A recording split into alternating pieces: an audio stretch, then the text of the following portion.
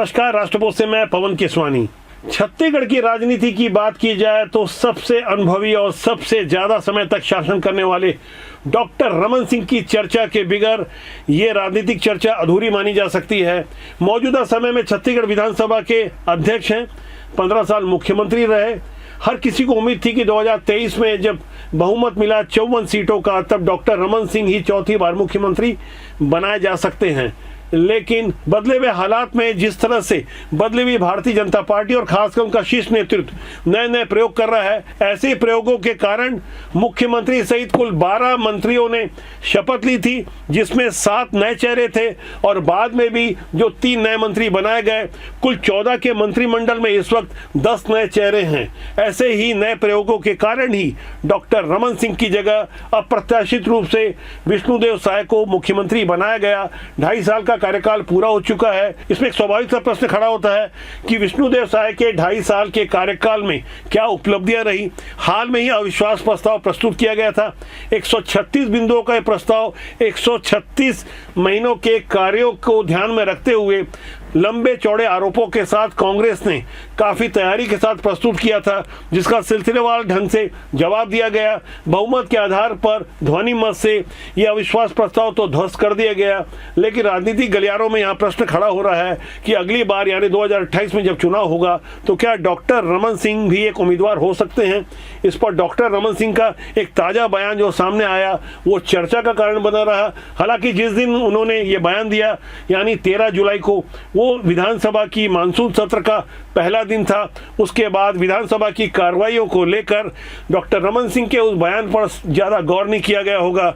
लेकिन आज हम मानसून सत्र के बाद उस बयान को आपको सुनाना चाह रहे हैं। तब उन्होंने कितने सहज भाव से इस प्रश्न का उत्तर दिया था, क्या वो चौथी बार मुख्यमंत्री बनने को तैयार हैं। डॉक्टर रमन सिंह चौथी बार सीएम के दावेदार रहेंगे। डॉक्टर रमन दावेदार नहीं है और भारतीय जनता पार्टी में कोई दावा करता नहीं है।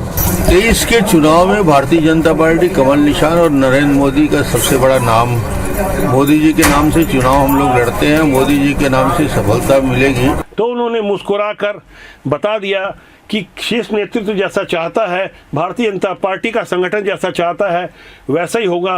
एक डिप्लोमेटिक सा जवाब था। लेकिन डॉक्टर रमन सिंह भी एक मंजे हुए पॉलिटिशियन हैं।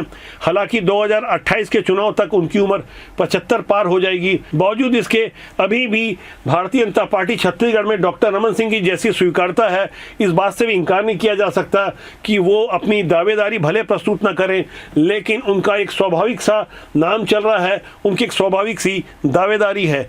13 जुलाई के इस बयान से ठीक 3 दिन पहले यानी 10 जुलाई को कवर्धा में जब पार्टी के कार्यालय का उद्घाटन हो रहा था, उस दौरान भी उन्होंने काफ़ी चुटीले अंदाज में हंसते मुस्कुराते कुछ गहरी बातें रखी थी, जहां से डॉक्टर रमन सिंह का एक लंबा अनुभव साफ तौर पर नजर आता है। वो कार्यकर्ताओं को बता रहे थे कि पद सारे बांटे जा चुके हैं, अब 2.5 साल की तैयारी के लिए लग जाइए।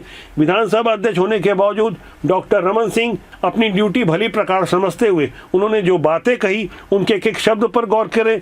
उनके शब्दों में कवर्धा के विधायक विजय शर्मा भी शामिल थे और राजनांदगांव के सांसद संतोष पांडे भी शामिल थे। इसको जो मिल गया पर्याप्त है, अगले बार बाकी बचे कुचे को भी निराकरण हो जाएगा, चिंता मत करिए, दुखी मत होइए।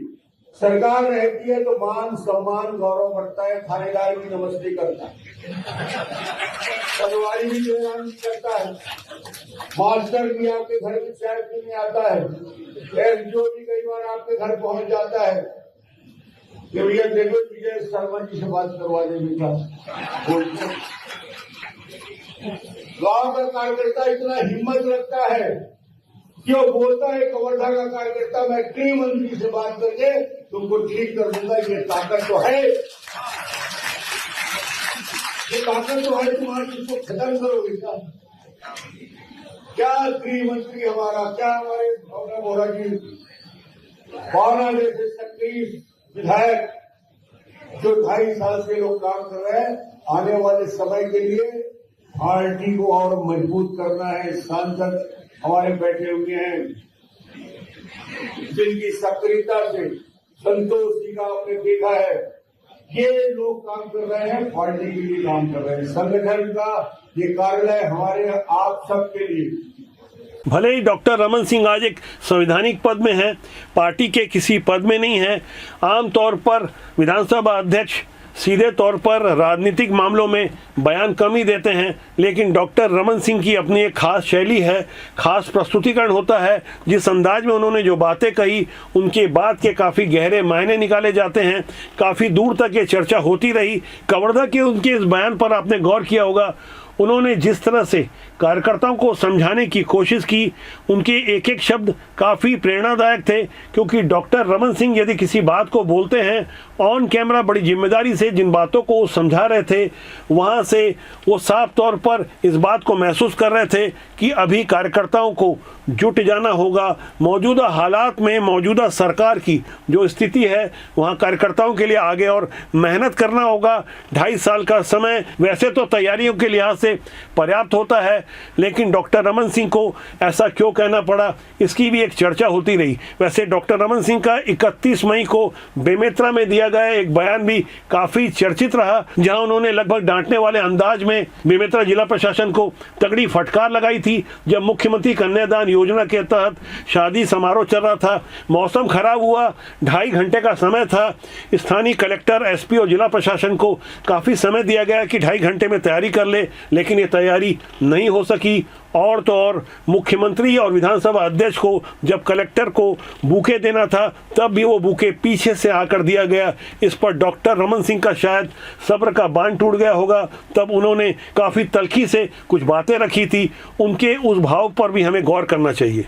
मुख्यमंत्री जी का पीछे से स्वागत किया, इतना भी जानकारी शायद उनको नहीं है कि चीफ मिनिस्टर और 2 डिप्टी चीफ मिनिस्टर यहाँ बैठे हैं, मंत्रिमंडल के साथी बैठे हुए हैं। आप 2.5 घंटे में वैकल्पिक जगह नहीं ढूंढ पाए और इतनी नकारात्मकता की बताने के बाद भी उस जगह में जाने को तैयार नहीं हुए।